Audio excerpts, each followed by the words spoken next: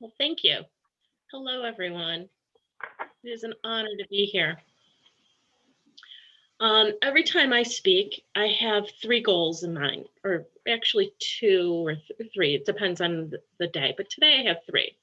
One is to give you something to smile about, to give you something to think about, and to tie to the spiritualist declarations of principles that we have and that we hold so dearly. So I'm going to give you the smile first. Today is November 8th. And today is the National Cappuccino Day. My mother-in-law is so happy about this. But if you're not into that, it's the National Harvey Wallbanger Day. And for you, those parents that are teachers today, this is a day to honor you. 1 year ago today is important to me because it was it's the anniversary of my reconstruction surgery from preventative cancer surgery. So to me, I have this great joy in knowing that I beat cancer before it even showed up. But today, more importantly, begins World Kindness Week. And I think that it's important to talk about kindness today because so many of us have gotten away from it. And it's so hard to find happiness when you have so much unkindness going on. Happiness is a choice. I hear a lot of people saying, I just want to be happy. And if you hear the old saying, if you take the I away, you get rid of the ego, the want is the desire, then you're happy. But that's not always easy to come by. And how do you make those choices to be happy in very turbulent times, in times that are not going the right way for you? We want to be happy because that's kind of what we are as humans. We feel happy. But we've been conditioned to believe that positive experiences are good and negative experiences are bad, instead of taking into consideration that they balance each other. Alan Watts refers to this backwards law, which is the idea that more you pursue feeling better all the time, the less satisfied you become. And as you pursue something, only reinforces the fact that you lack it. So you come at the world from a lack instead of an abundance. And that makes you just even more lonelier, less happy, and very sad. I know this firsthand because I fought with my body over the last 2 years with going through major life-altering surgery changes to save my life, to make sure that I don't get cancer. And then hating myself when I looked in the mirror. And I had to remember that I needed to dial it back and understand why I did this. Okay. I'm not saying that you shouldn't improve your lives and pursue your dreams, but rather coming from a place of lack and scarcity, feeling like you aren't good enough or don't have enough. I want you to dream from a place of gratitude. If the acceptance of a negative experience in itself is a positive experience, then we can find gratitude and acceptance in even our darkest hours. So what is joy? Joy is essential spiritual practice growing out of faith, grace, gratitude, hope, and most importantly, love. It is the pure and simple delight in being alive. Joy is our response to feeling of happiness, of our experiences of pleasure and awareness of abundance. It is also that deep satisfaction we know when we can serve others and be glad for their good fortune. I invite you to invite joy into your life by staging celebrations in your life. Simple little moments in your life. Dance, jump for joy as often as possible. Life is not meant to be endured, it is meant to be enjoyed. Have you ever seen the Dalai Lama? He's always so friendly. And when you see him in person, he looks deep into your eyes and he finds ways to laugh with you. Okay. And in that looking in your deep in your eyes, it's a kindness, right? And it's breathtaking. John Cleese, you might know him from Monty Python, was a consultant, and he talks about a conversation he had with the Dalai Lama about this. And he was just amazed at how all the monks laugh and that they always fall into these fits of giggles, right? And he said to the Dalai Lama, how is it that you guys are like this? And the Dalai Lama looked at him very seriously and said, laughter is helpful to him in teaching and even in political negotiations, because when people laugh, it is easier for them to admit new ideas to their minds. It opens you up. Laughter is important. Joy is important. So where am I going with this? Well, I want to talk about Beethoven for a minute. Imagine you being Beethoven and having an abusive father and a childhood that wasn't very happy. Imagine knowing that you're going to the end of your life without hearing. And he was a musician. He wrote Ode to Joy when he was losing his hearing. He didn't premiere it until he was completely deaf. Imagine you standing there in the middle of an orchestra. He's off by several measures, and he has to be turned around to see the joy, the cheers. Imagine that joy he felt for something that he couldn't even hear the final culmination of his work. In those times, it was traditional that ovations were happening and that the king would only get 3 ovations. And that was the most ovations that you would see was for a king. That night, Beethoven got 5 ovations. That was the way that people could show their appreciation to him for something that's so beautiful that he created.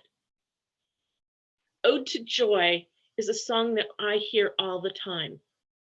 And when I hear it, I can't help but feel great, beautiful feelings with the first couple notes. He created it in 1824, and it's based on a Schiller poem. He moved some of the sections around and changed some of the words, but it's basically based on that poem.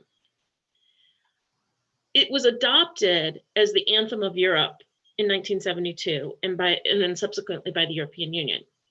What's interesting is it has also remained a protest anthem and a celebration of music. Protest in the sense that when in Tiananmen Square, when they were protesting, they played that song. Amazing that so many years later, that song paid attention to and has made people around the world feel connected and then alive. So joy is a spiritual practice that we can all take on. Joy, sorrow, happiness, sadness, smile, tears, ecstasy, and agony. We hear them all the time in those combinations. One intensifies the awareness of the other. For example, sorrow may be the price we pay for joy. When we have known great happiness in a relationship, we feel its loss more deeply. Or think of those times when you laugh so hard you cry. Joy will usually be part of a set of symptoms presenting in your life. The best protocol is to be thankful for these feelings. And when you can experience sorrow and sadness, and then know when those horrible tears are flowing, that you are stepping stones away from joy. It is a part of life. So we have this thing in life, we carry these horrible, hard burdens, and we we struggle through life with things, and we want to get better at our lives, and we don't necessarily do it in the most positive way. We all know those Eeyores in our life where everything is bad and everything is sad and everything is horrible and nothing is happy. It's because they carry those burdens with them. And we need to help each other lighten up and loosen those burdens. And sometimes we need to do that for ourselves. There's an old story about two monks who were on a pilgrimage. One day, early in the morning, they came to a deep river. At the edge of the river was this woman who was weeping because she needed to get across and she was afraid to cross without help. She begged the two monks for their help. The younger man turned his back. The members of their order were forbidden to touch a woman. But the older monk picked up the woman without a word and carried her across the river, put her down on the far side, and he continued on his journey. As they journeyed on the rest of the day, the younger monk came after him, yelling and berating at him for breaking his vows. He went on all day for this. Finally, at the end of the day, the older monk turned to the younger one and said, "I carried her across the river. You've been carrying her all day." How often have we been guilty of carrying these burdens with us that we don't need to carry? It happened, and move on. Continue on with life joyously. Sometimes the things that happen to us are as a result of spirit trying to create other things happening for other people. And instead of looking at it, why is this happening to me? Why don't we start talking about what is the universe trying to teach me? Because too often we forget that there are lessons to be learned along the way. And in our struggles is when we experience those lessons. Happiness is an important part of life. And if we keep going the way we go in this world where everything is about me, me, me, me, me, we forget there's joy in helping others and easing somebody else's pain, in taking the time to smile at a stranger. We all have the power within us to change this world. And it starts very small. It's not the big things in the world that matter, it's the little ones. Every little thing we do can change the cycle for somebody else. I want you to take time each and every day to experience joy. The joy you feel will help you going forward. If you see somebody that's an Eeyore, that's your challenge to look at what they're struggling with and see if you can help them. Too fast in this world, we come to judgment. You offended me. You made me feel bad. How about let's show some gratitude to one another? I feel that when we have gratitude and we feel love, that the world will be happier. I mentioned I had several surgeries, and there were times that people came to me and helped me in my darkest moments. And people that do things from a place of just total wanting to make the world a better place are awesome. One woman I want to tell you about, she's out of Texas, and she has created this thing called the Blessing Box. And every week she sends out hundreds of boxes to women that are facing mastectomies. And she does this total faith in God that the money will be there, the supplies will be there, the things will be there.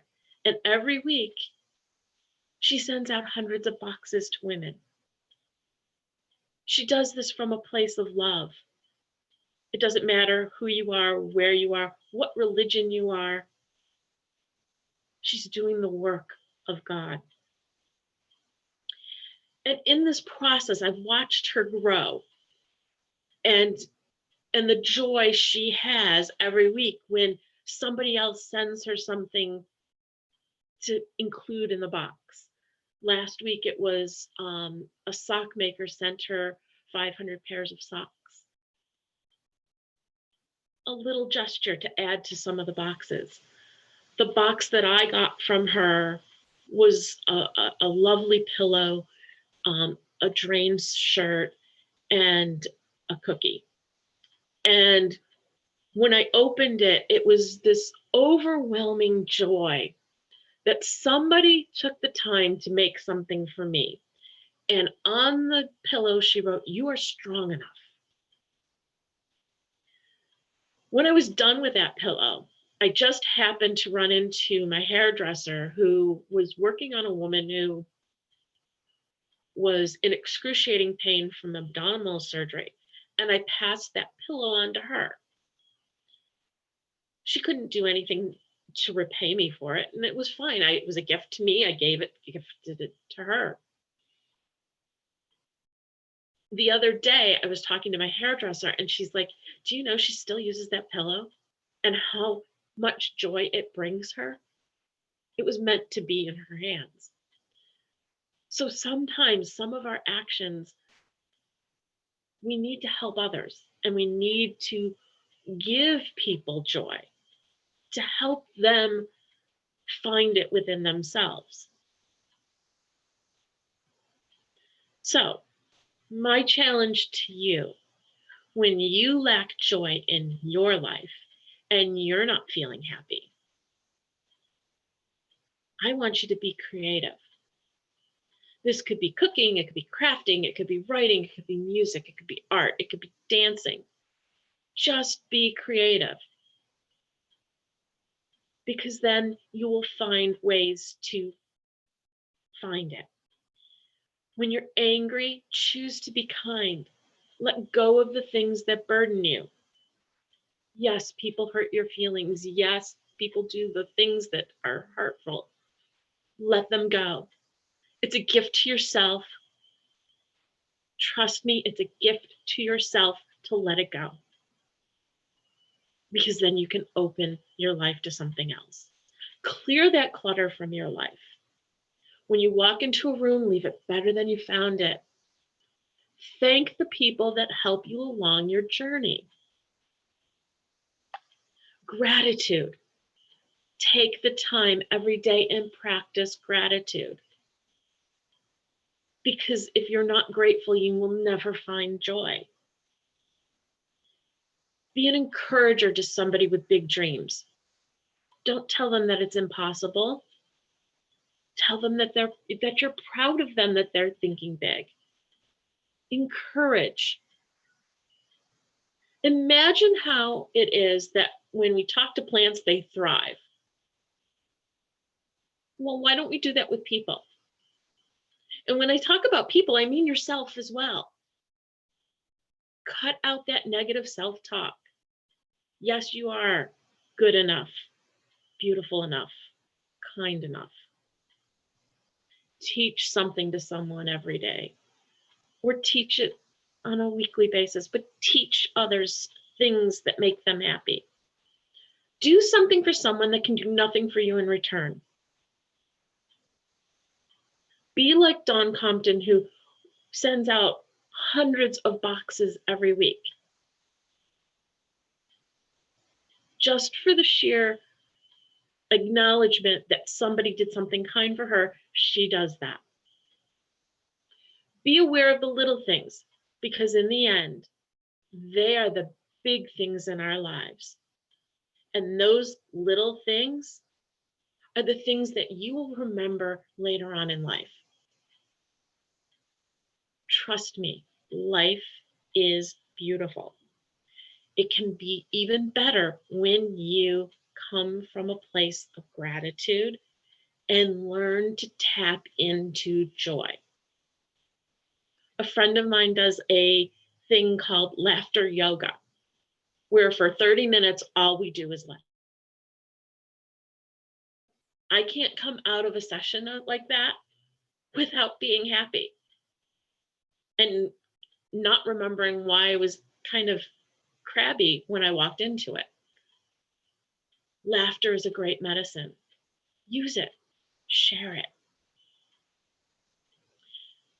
I hope this helps someone today.